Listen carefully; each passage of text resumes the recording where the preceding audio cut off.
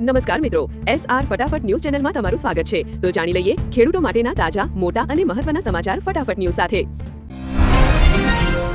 કુસુમ યોજના હેઠળ ખેડૂતોને 90% સબસિડી સાથે સોલર પંપ આપવાની પ્રક્રિયા ઝડપી બનાવાઈ છે। વીજળીના કપાતથી પરેશાન ખેડૂતો માટે આ યોજના આશીર્વાદરૂપ સાબિત થઈ રહી છે।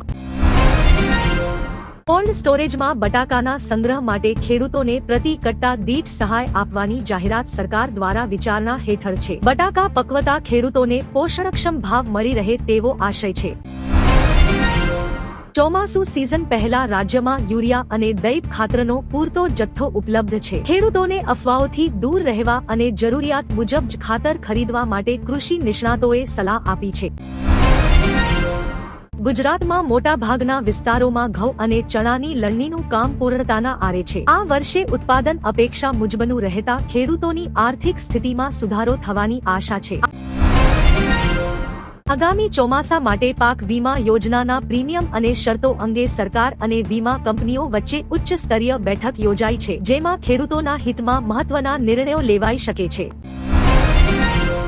અમૂલ સહિતની ડેરીઓ દ્વારા ઉનાળાના પશુ આહારના વધતા ખર્ચને ધ્યાનમાં રાખીને દૂધના ખરીદ ભાવમાં પ્રતિ ફેટ 10 થી 20 પૈસાનો વધારો જાહેર કરવામાં આવ્યો છે।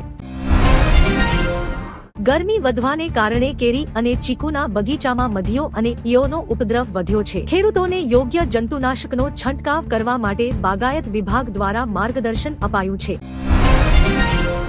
આઈ ખેડૂત પોર્ટલ પર ટ્રેક્ટર સહાય માટે અરજી કરનાર ખેડૂતોની પસંદગી યાદી ટૂંક સમયમાં જાહેર કરવામાં આવશે। પસંદ થયેલા ખેડૂતોને તેમના રજિસ્ટર્ડ મોબાઈલ નંબર પર મેસેજ મોકલવામાં આવશે।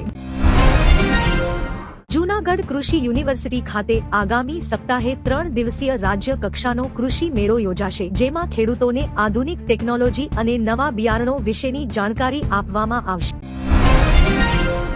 યુરોપિયન દેશોમાં ભારતીય તલની માંગ વધતા સ્થાનિક બજારમાં તલના ભાવમાં તેજી જોવા મળી છે। ખેડૂતોને સફેદ તલના અમણના 2500 થી 2800 રૂપિયા સુધીના ભાવ મળી રહ્યા છે।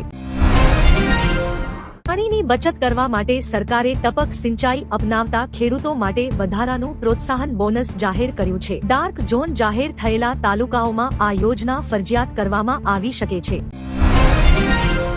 ચોમાસા પહેલા બજારમાં નકલી બિયારણ વેચતા તત્વો સામે કૃષિ વિભાગે કડક તપાસ શરૂ કરી છે। ખેડૂતોને માત્ર અધિકૃત વિક્રેતાઓ પાસેથી જ બિયારણ ખરીદવાની તાકીદ કરવામાં આવી છે।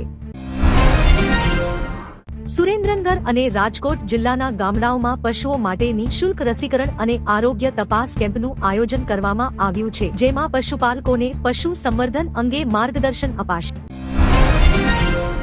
ખેતીમાં વપરાતા ટ્રેક્ટર અને થ્રેશરના ભાડામાં ડીઝલના વધતા ભાવને કારણે વધારો થયો છે। ખેડૂતો સરકાર પાસે ખેતીમાં વપરાતા ડીઝલ પર સબસિડીની માંગ કરી રહ્યા છે। કેન્દ્ર સરકાર દ્વારા ધારક ખેડૂતોને વ્યાજમાં રાહત આપવાની મુદત લંબાવવામાં આવી છે। જે ખેડૂતોએ સમયસર લોન ભરી છે તેમને 3% વધારાની વ્યાજ માફીનો લાભ મળશે। કાળઝાળ ગરમીને કારણે શાકભાજીનું ઉત્પાદન ઘટતા છૂટક બજારમાં ભાવ આસમાને પહોંચ્યા છે। ટામેટા અને ભીંડાના ભાવમાં કિલો દીઠ 20 થી 30 રૂપિયાનો વધારો નોંધાયો છે। પીએમ કિસાન સન્માન નિધિ યોજનાનો આગામી હપ્તો મે મહિનાના બીજા અઠવાડિયામાં ખેડૂતોના ખાતામાં જમા થાય તેવી શક્યતા છે। ખેડૂતોને અપડેટ રાખવા વિનંતી કરવામાં આવી છે। દિવેલાના ભાવમાં આંતરરાષ્ટ્રીય બજારની લેવાલી નીકળતા અમણના ભાવ 1100 રૂપિયાની સપાટી પાર કરી ગયા છે। આગામી દિવસોમાં ભાવમાં હજુ પણ સુધારો જોવા મળી શકે છે। પોતાની જણસ સાચવી રાખવા માટે ખેતરમાં ગોડાઉન બનાવવા ઈચ્છતા ખેડૂતો માટે મુખ્યમંત્રી પાક સંગ્રહ યોજના હેઠળ અરજીઓ શરૂ થઈ ગઈ છે, જેમાં 30,000 રૂપિયા સુધીની સહાય મળે છે।